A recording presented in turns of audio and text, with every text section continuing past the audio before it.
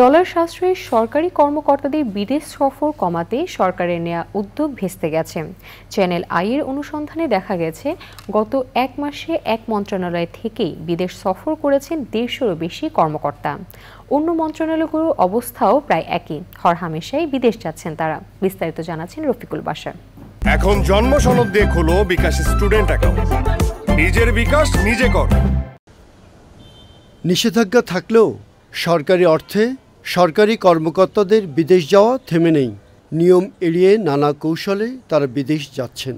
সরকারি কর্মকর্তাদের বিদেশ সফর নিয়ে অনুসন্ধানে দেখা গেছে, কেবল মে মাসেই বিদ্যুৎ বিভাগের 180 জন কর্মকর্তা বিদেশ যাওয়ার অনুমতি নিয়েছেন।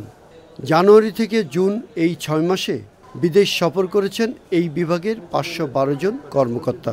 তারা ভারত, চীন, জাপান, যুক্তরাষ্ট্র, থাইল্যান্ড, ফিলিপাইন সহ বিভিন্ন দেশ ভ্রমণ করেছেন।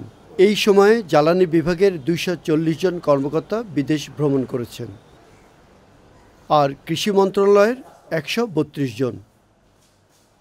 এই সময়ে বিদেশ যেতে স্বাস্থ্যসেবা বিভাগ থেকে অনুমতি নিয়েছেন 256 জন, স্বাস্থ্য, শিক্ষা ও পরিবার কল্যাণ বিভাগ থেকে 87 জন।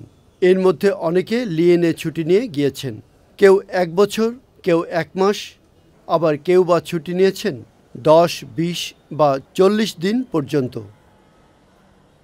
গত 6 মাসে বেসরকারি বিমান চলাচল থেকে 80 জন, অর্থনৈতিক সম্পর্ক বিভাগ থেকে 50 জন, বাণিজ্য মন্ত্রণালয় থেকে 34 জন, তথ্য মন্ত্রণালয়ের 57 জন, তথ্য ও যোগাযোগ প্রযুক্তি থেকে 30 জন বিদেশ গিয়েছেন। তবে সরকারি তহবিল বা ঋণে নয়, অনুদানের অর্থে এবং সরকারি অতি প্রয়োজনে কর্মকর্তারা বিদেশ যাচ্ছেন বলে জানিয়েছেন মন্ত্রিপরিষদ সচিব। সরকারি টাকা মানে বিশেষ করে প্রজেক্টের টাকা যাওয়া কিন্তু আমরা ব্যাপকভাবে কমিয়েছি। আমরা 100% না কমালেও আমরা 90, 95 বা 97, 98 কমেছে, এটা আমরা দাবি করতে পারি। লোন যদি হয় যেটা আমাকে শোধ করতে হবে, আমরা সেগুলোকে আমরা কিন্তু অ্যালাউ করছি না। যেগুলো গ্রান্ট শুধুমাত্র সেগুলোকে আমরা।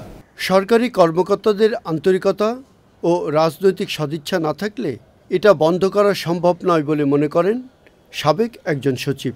এই বিষয়টা বাস্তবায়নের সরকারি কর্মকর্তারা আন্তরিক নয়। রাজনীতিবিদরা তাদের উপর এত নির্ভরশীল যে এই ধরনের সিদ্ধান্ত বাস্তবায়ন করার কোনো প্রয়োজন নেই। এখন তো সরকারি কর্মচারীদের, কর্মকর্তাদের, তাদের অনেকের শোনা যায় বাইরে সম্পদ আছে।